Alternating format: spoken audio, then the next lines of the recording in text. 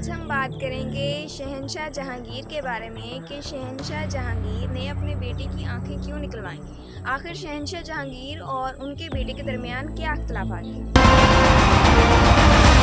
तो चलते हैं वीडियो की तरफ।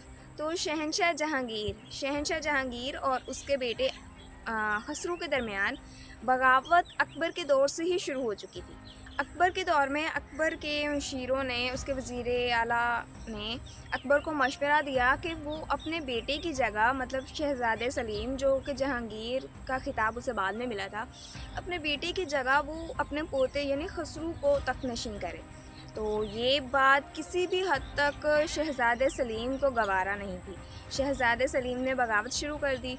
शहज़ादे सलीम की बगावत को रोकने के लिए बादशाह अकबर ने सलीमा बेगम को शहज़ादे सलीम के पास भेजा कि वो उन्हें समझाएं और समझा के उन्हें महल में वापस लेके आएँ, क्योंकि शहज़ादा सलीम महल छोड़कर चला गया था और उसने बगावत शुरू कर दी थी। सलीमा बेगम शहज़ादे सलीम के पास गईं और सलीमा बेगम ने शहज़ादे सलीम को समझाया बुझाया और उन्हें वापस महल में लेके आईं और वो अपने मकसद में कामयाब रहीं।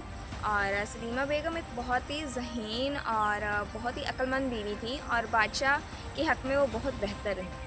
तो जैसे ही सलीम महल में वापस आया, अकबर और सलीम के दरमियान जो सारे तनाज़ात थे, इख्तिलाफ़ात थे, वो ख़त्म हुए और अकबर बादशाह ने सलीम को तख्तनशीन कर दिया और सलीम जहांगीर बने।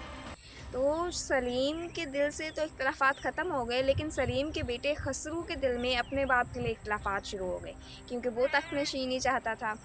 तो उसके बाद उसके बेटे खसरू ने बगावत शुरू कर दी।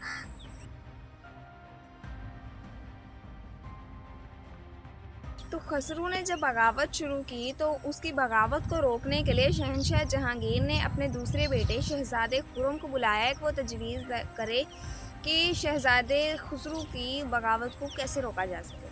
शहज़ादा खुर्रम भी काफ़ी ज़हीन थे। उन्होंने बादशाह अकबर को ये तजवीज़ पेश की कि उनके बहुत ज़हीन और अक्लमंद सिपह सालार जो कि कैद में हैं, और उन्हें कैद में सिर्फ इसलिए डाला गया कि उन्होंने बादशाह अकबर के दीन को मानने से इनकार कर दिया था। तो शहंशाह जहांगीर ने फ़ौरन फ़रीद ख़ान को, जो सिपह सालार थे, उनको कैद से रिहाई दिलाई और उन्हें अपने एक फ़ौज का एक लश्कर दिया और उन्हें सिपह सालार बनाया और उन्हें रवाना किया ताकि वो खसरू से मतलब जंग करें और खसरू को रोकें बगावत से। तो फ़रीद ख़ान का एक बेटा भी था जिसका नाम था रुस्तम ख़ान, उसे भी जेल में डाला गया था और उसे भी जहांगीर ने जेल से रिहा करवाया। तो जो रुस्तम था उसको जहांगीर के एक वज़ीर के यहाँ भेज दिया गया तरबियत के लिए और फ़रीद ख़ान लाहौर की तरफ रवाना हो गया, जहाँ खसरू बगावत के लिए उतरा था। उसने लाहौर में तबाही मचा रखी थी और लाहौर का मुहासरा करा। तो जहांगीर ने खसरू की बगावत को रोकने के लिए फ़रीद ख़ान को भेजा और फ़रीद ख़ान खसरू को रोकने के लिए रवाना हुआ। फ़रीद ख़ान और खसरू के दरमियान 2 जंगें हुईं।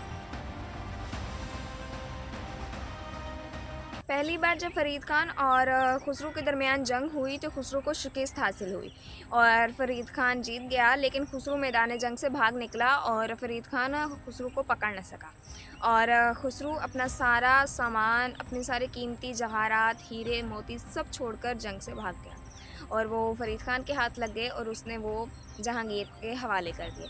दूसरी बार खसरू ने दोबारा अपनी किस्मत आजमाई करने की कोशिश की और उसने दूसरी बार फ़रीद ख़ान से जंग की।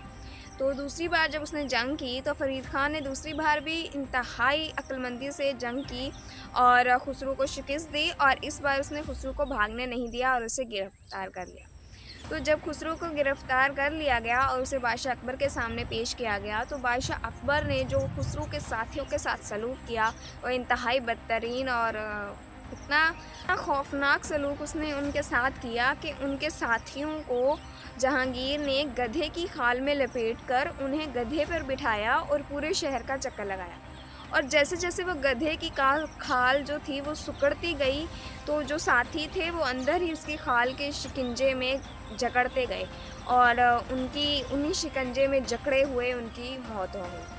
तो ये हाल उसने खसरू के साथियों का किया और खसरू के साथ भी उसने काफ़ी बुरा सलूक किया। खसरू अपने हरकतों से बाज फिर भी नहीं आया। जंग में 2 बार शिकस्त हासिल करने के बाद फिर भी वो अपनी हरकतों से बाज नहीं आया तो जहांगीर ने उसकी आंखें निकलवाने का फ़ैसला किया। तो जहांगीर ने जब खुसरो की आंखों में गरम गरम सलाखें फेरी तो वो दर्द से इतना चिल्लाया, इतना तड़पा वो दर्द से कि जहांगीर के दिल में उसके लिए रहम आ गया। वो था तो उसका बाप, और उसके दिल में उसके लिए रहम आ गया और उसने उसकी सज़ा रोक दी और उसका फिर बाद में इलाज भी करवाया। खुसरो का इलाज 6 माह तक चलता रहा और माहिर से माहिर तबीब उसके इलाज के लिए बुलाए गए और 6 माह के बाद भी उसकी एक आंख की बीनाई वापस आ सकी, क्योंकि दूसरी आंख में बीनाई वापस ना आ सकी और उसकी दूसरी आंख पहले से छोटी भी हो गई थी, तो सिर्फ एक आंख की बीनाई वापस आ सकी।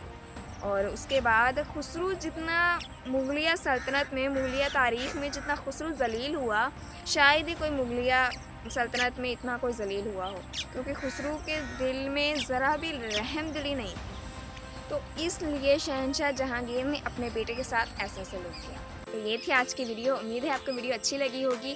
Keep watching my video, subscribe to my channel and don't forget to mention comments. Thank you so much.